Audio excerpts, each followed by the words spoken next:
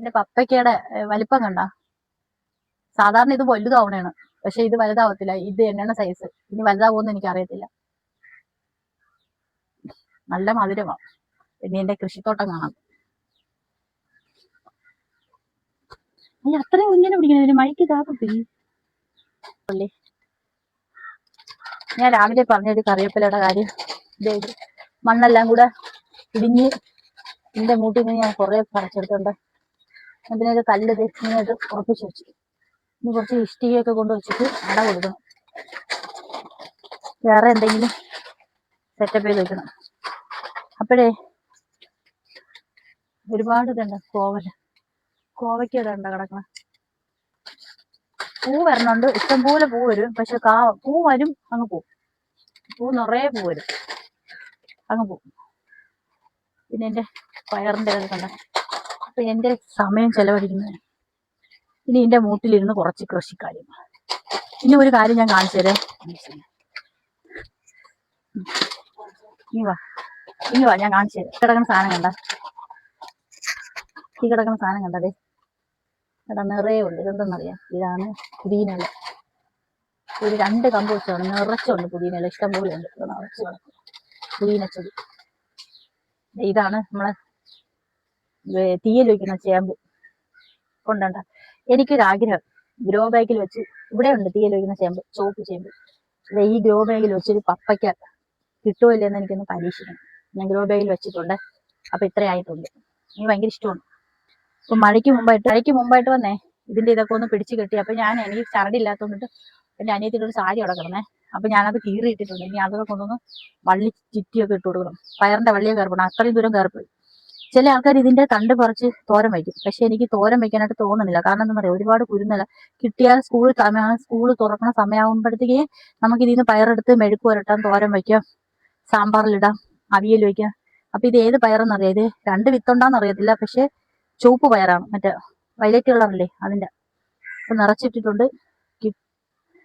പടവലത്തിൻ്റെത് വള്ളി പിടിച്ച് കെട്ടിയിട്ടുണ്ട്. പിന്നെ അതുപോലെ തന്നെ ഞാൻ പടവലത്തിൻ്റെതാണ്. ഇപ്പൊ നിറച്ച് താഴെയുണ്ട്. പടവലത്തിന്റെ കുഞ്ഞു വള്ളി പിടിച്ച് കെട്ടിട്ട്. അപ്പൊ ഞാൻ കെട്ടിയ വള്ളി അത് ഞാൻ കാണിച്ചു തരാം, ലാസ്റ്റ് കാണിച്ചു തരാം. നിങ്ങൾക്ക് കാണാൻ പറ്റത്തില്ല. അതുപോലെ തന്നെ എല്ലാത്തിന്റെ മൂട്ടിലും 2 മൂട് തക്കാളി തൈ വെച്ചിട്ടുണ്ട്. പിന്നെ ഇതിന്റെ എല്ലാത്തിന്റെ മൂട്ടിലും വെച്ചിട്ടുണ്ട്. ഇപ്പോണ്ട് ഇത് വലിയ മുളകിന്റെ വെച്ചിട്ടുണ്ട്. എല്ലാത്തിന്റെ മൂട്ടിലും വെച്ചിട്ടുണ്ട്. അതുപോലെ തന്നെ ഇത് കണ്ട പന്നീർ റോസപ്പൂ നിൽക്കുന്നുണ്ട്. ഞാൻ കാണിച്ചു എല്ലാം കണ്ട് മുള്ളു പൊട്ട് ഇതുണ്ട് പന്നീർ റോസയുടെ.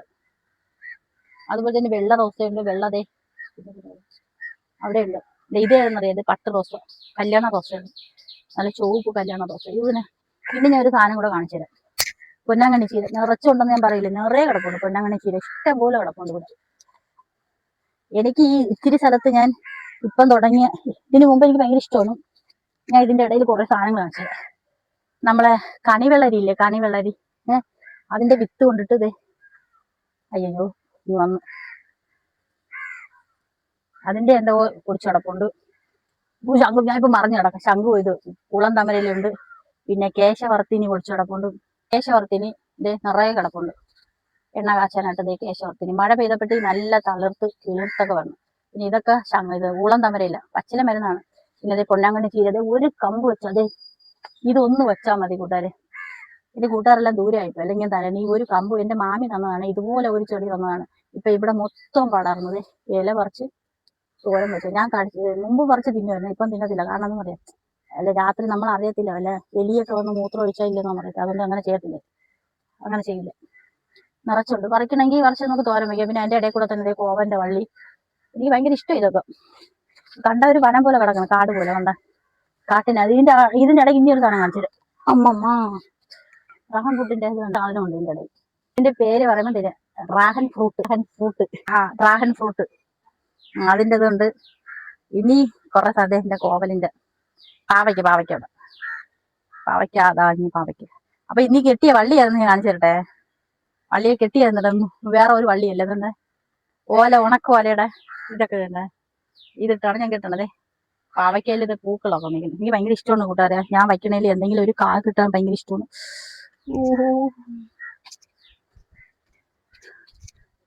തിച്ചക്കയില്ലേ മഴ ആയതുകൊണ്ടിട്ട് മറ്റേ ശരിക്കും കിടക്കണം, നിറച്ചുണ്ട്. ഇങ്ങോട്ട് വാ, വാ ഇവിടെ വാടാ, ഇങ്ങോട്ട്. അടുത്ത മഴ വരണുണ്ട്. ഇപ്പൊ എന്റെ തോട്ടത്തിലെ കുറച്ച് കാര്യങ്ങളാണ്. അപ്പൊ ഇന്ന് ഈ വള്ളിയൊക്കെ പിടിച്ചിട്ടിട്ടുണ്ട്. ഇവിടെ നിന്ന ഒരുപാട് സമയം ഞാൻ ഇവിടെ ഇരിക്കും, കുറേ സമയം ഇവിടെ ഇരിക്കും. എനിക്ക് ഭയങ്കര ഇഷ്ടം. ചെറുതാണെങ്കിൽ ഇതിന്റെ ഇടയിൽ ഒത്തിരി ഇതൊക്കെ ഉണ്ട്. അതുകൊണ്ടിട്ട് നല്ല തണുത്ത കാറ്റ്, വിശ്വസിക്കാൻ പറ്റത്തില്ല മഴ പെയ്യും. അപ്പൊ തുണിയൊക്കെ കഴുകിയിടണം. നമുക്ക് കഴുകിയിട്ടാൽ ഉണക്കാനായിട്ടുള്ള സ്ഥലമില്ല. അപ്പം എന്റെ കുഞ്ഞു തോട്ടമാണ്. അപ്പൊ അതിനകത്തുള്ള കുറെ കാര്യങ്ങൾ. ഇതിനകത്ത് ഞാൻ പാവയ്ക്ക വെച്ചിട്ടുണ്ട്, പടവലം വെച്ചിട്ടുണ്ട്, വള്ളിപ്പയർ വെച്ചിട്ടുണ്ട്, മാവിന്റെ തൈ ഇത് മാങ്ങേണ്ടി വെച്ചിട്ടുണ്ട്. അത് മാങ്ങയാകുമ്പോ മാവാകുമ്പോൾ കാണിച്ചു തരാം കേട്ടാ. പിന്നെ പിന്നെ പൈനാപ്പിൾ ഇല്ല, കടച്ചക്കട, അതൊന്നും വെച്ചിട്ടുണ്ട്. ഇതിന്റെ ഇടയ്ക്ക് പൂക്കളുണ്ട്, മൈലാഞ്ചി ഉണ്ട്, കറിവേപ്പില, എണ്ണ കഷ്ണം എല്ലാ സാധനം ഉണ്ട്. പൂവാങ്കുരുന്നുണ്ട്, കീടാർ നെല്ലിയുണ്ട്, പിന്നെ കേശവർത്തിനിയുണ്ട്, പിന്നെ കറിവേപ്പിലുണ്ട്, മൈലാഞ്ചി ഉണ്ട്.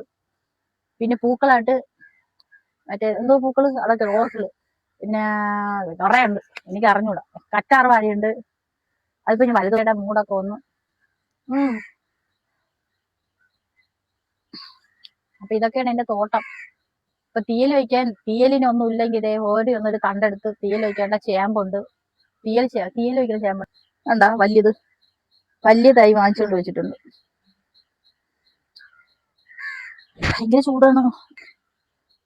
ഇതില് ഒന്ന് കഴിച്ചപ്പോഴാണ് ഇത്രയും മധുരം. ഇനി അടുത്ത് മഴയെല്ലാം പെയ്തിട്ട് വരുമ്പോ എന്താവോ എന്തോ എനിക്കറിയത്തില്ല. നിറച്ചുണ്ട് കേട്ടോ, നിറയുണ്ട്. ഇലയുടെ മറവ് പറ്റി ഇഷ്ടംപോലെ കായും പൂവും ഇതേ കിടക്കണം. മരത്തിലൊക്കെ അള്ളി ഒത്തി പിടിച്ചിരിക്കുന്നു. ഇതേ കിടക്കണം അവിടെ മരത്തിന്റെ കൊണ്ടയില്. പിന്നെ ഒരു കാര്യമുണ്ട്, ഇതിങ്ങനെ നല്ല വിളഞ്ഞു വരുമ്പോഴത്തേക്ക് ചൊക്കം വരും. കുരങ്ങ ചൊക്ക ഇതിലേക്കൂടെ വന്ന് കുറച്ച് നല്ല വിളഞ്ഞു വരുമ്പോഴത്തേക്ക്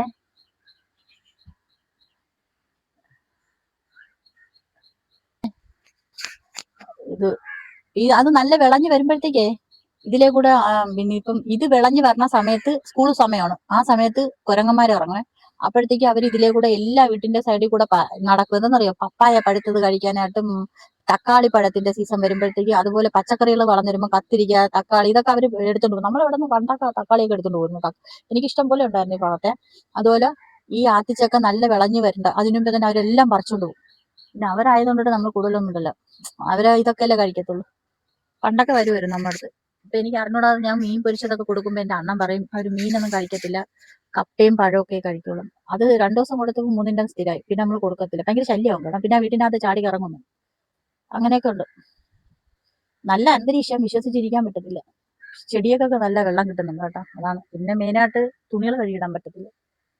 അപ്പൊ ഞാൻ വിചാരിച്ച് എന്റെ തോട്ടത്തിൽ ഇവിടെ വന്നിരിക്കാന്ന്. എനിക്ക് ഭയങ്കര ഇഷ്ടം. ഇനി ഇവിടെ മൊത്തം എനിക്ക് വള്ളിയൊക്കെ കെട്ടി ചെടികൾ വളർത്തണം. ഒരു സൈഡിൽ തുണികൾ ഇട്ടാൽ മതി, മറു സൈഡിൽ നമുക്ക് ഒരു നല്ലതായിട്ട് ഇവിടെ വന്നിരിക്കാം. വൈകുന്നേരം സായാഹ്നം എന്റെ ചെടി ഇവിടെ ഇതിന്റെയൊക്കെ മൂട്ടിലൊക്കെ ഞാൻ പയറ്, പിന്നെ തക്കാളി തൈ നട്ടിട്ടുണ്ട്. കുഞ്ഞു തക്കാളിയുടെ തൈ പറിച്ച് നട്ടിട്ടുണ്ട്. പിന്നെ കരണം പൊട്ടി മുളകൊന്നും, കാന്താരി മുളകൊന്നും, ഉടങ്കല്ലി മുളകെന്നൊക്കെ പറയുന്ന മുളകുണ്ടല്ലോ, ആ മുളകിന്റെ വിത്തിട്ടിട്ട് അത് കിട്ടിയില്ല കേട്ടാ.